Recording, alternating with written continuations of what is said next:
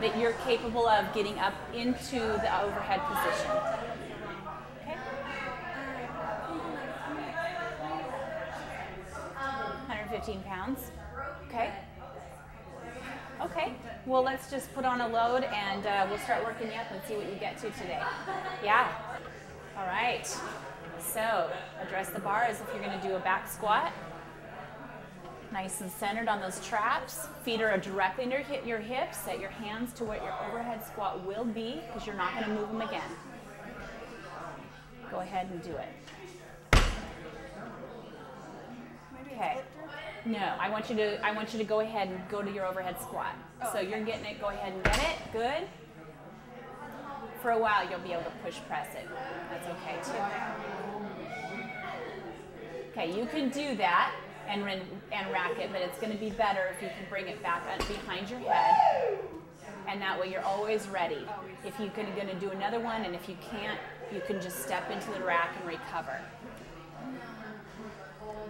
Okay, let's go ahead to the overhead squat. Okay. One more and go a little deeper. That was a little bit shallow. Okay, good. And behind the head, rack it back. Soften the knees when you catch it, and then go ahead and walk it in. And that's something else when you're doing an overhead squat and you need to recover it, the bar back. To come forward is pretty tough. Yeah. To come behind the head, you're going to lower it, and just as it touches you, you're going to give it a little bit of a bounce to the knees, and that's a shock absorber. And then you can just simply get rid of it, or if you need to go again, keep it up there. Let's load it up again. Lisa, if you do come back up with it, and let's say it's so heavy you don't feel comfortable putting it on your neck, would you let it drop in the front, or would you let it drop in the back? Oh, to get rid of it. I would have her drop it forward so she can keep control of the bar. Okay. Unless you are at the overhead squat position, and of course you're losing it backwards, then just let it go through, just like a pass-through would happen. But if you've got control, and you know it's too heavy to come down to the back of your shoulders again, come forward and keep control of the bar by just kind of keeping your hands over the top of it. Okay. Yeah. Yeah, you don't have to always come down. So like a back squat. Set your hands to your overhead position. And be sure you're confident that you're equal on both sides. All right? And you're just going to go ahead and get it up, whether you push press, push jerk, or split jerk from the back of the head. Good. Nice and tight. And go ahead and just bring it back down to the back of your neck. Soften it. There you go. Okay, let's go ahead and go it again. No, go from there. I just want you to practice it. Getting comfortable from behind the head. Okay, what happened there? You're pushing it behind you. Yeah. It's straight overhead, locked out. Stand it up. Don't rush the stand up. Good, that's okay. So a little bit of a rush. For one, pushing it behind you, so it's too far back, catching you. Another one is you're having the tendency to rush. Okay. So just here, stand it up. Be patient. Now you can go. Just be sure, it doesn't have to be rushed. Once you've caught it, you've got that puppy right with you. Just stabilize, center in on your squat, stand up when you need to, you're ready to go. All right, set your feet if you have to still. Don't rush it. Just take your time. This is an overhead squat. It's all about being focused and centered on it. All right? Yeah. Don't be nervous, just focus. Take a minute and we'll rest in between a little bit because you're getting some load on this one. So focus on your squat. Jump hard. Okay? Next time, get on the back toe. It's good.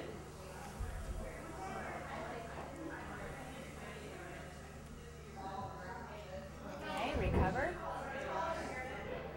Soften. Good. Just a little bit, as soon as it hits, just a little poop, just like that. Okay, go ahead and rack it. Let's talk about it and give you a little rest. So that was a good split jerk. I just need you to be up on that toe. You locked it out again. I don't want you to blow out your knee. This is a shock absorber back here. It's going to give you stability as well as that shock absorption of the catch.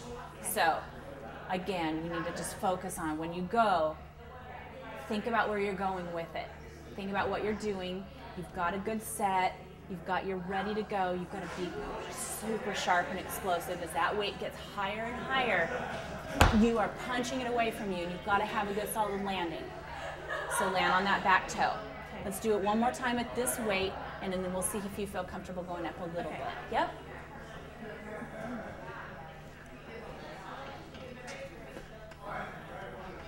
Focus. Think about what you're doing. Remember your back toe. That was better. Good. One more. Good. Perfect. Take it back and rest. Let's go up and wait a little bit. Okay. That was much better. It was sharper. You landed much more solid. You were ready to go in your squat. Push your hips back just a little bit in your squat. Just reach into those heels. Let's put a 5 on each side. So if you start feeling uncomfortable, then we'll just practice more reps. But that looked really good. If you do that again, you're going to be fine. You can try it with a push jerk if you want. It's certainly a more solid recovery. You don't have to step forward, step back, and keep that stable at the same time. But as it gets heavier, you're going to be able to drive yourself down a little bit more. So whatever you feel comfortable with, if you want to try a push jerk, go for it. And certainly if you can push press that, it's even better because there's no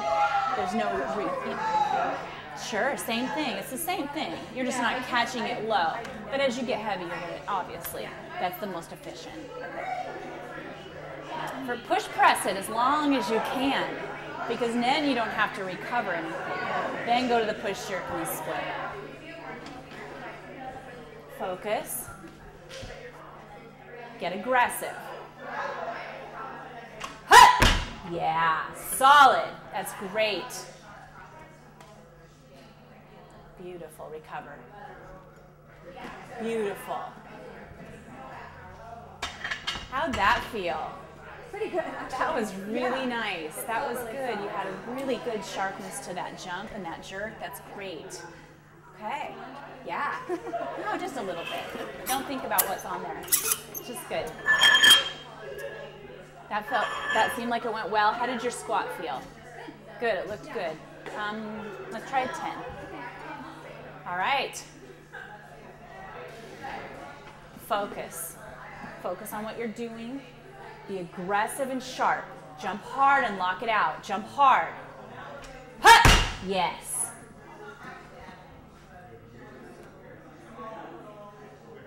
Good. Recover.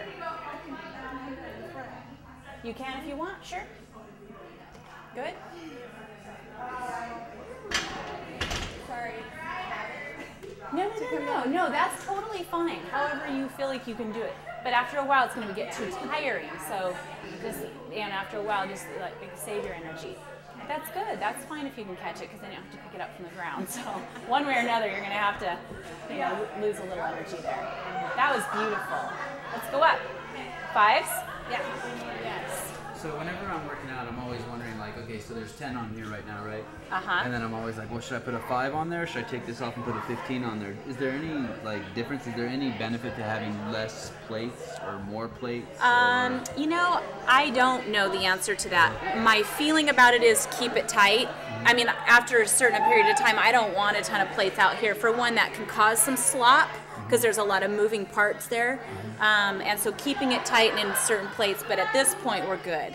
I don't know from a physics standpoint if there's any, but it makes sense to me that it would get kind of messy and that you'd want bigger, tighter plates. But more makes you look stronger, right? Oh, and then there's that. I mean, you want the bigger plates. Just stack a bunch of 5s. What you don't want is a lot of little tiny ones. That doesn't look as cool. You want big, black, beefy ones. All right. Whenever you're ready, get lots of air, super focused, set your hands, being sure they're equal, and jump hard.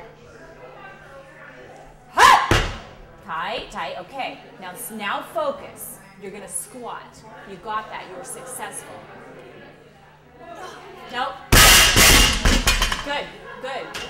You had that. You got a little bit into your head. You got a little wobbly here. Punch it hard away from you. Try it again. Set your hands. Be focused. You're gonna jump hard and super tight. Tight, tight, recover. Stand. Pull that belly in, super tight shoulders. Steady. Keep it tight. Up. Yeah. Was that a PR? I don't know what is it. It's just have fun with it now. Don't overthink it.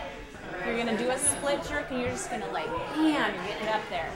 Send it up there. Be aggressive. You gotta be aggressive.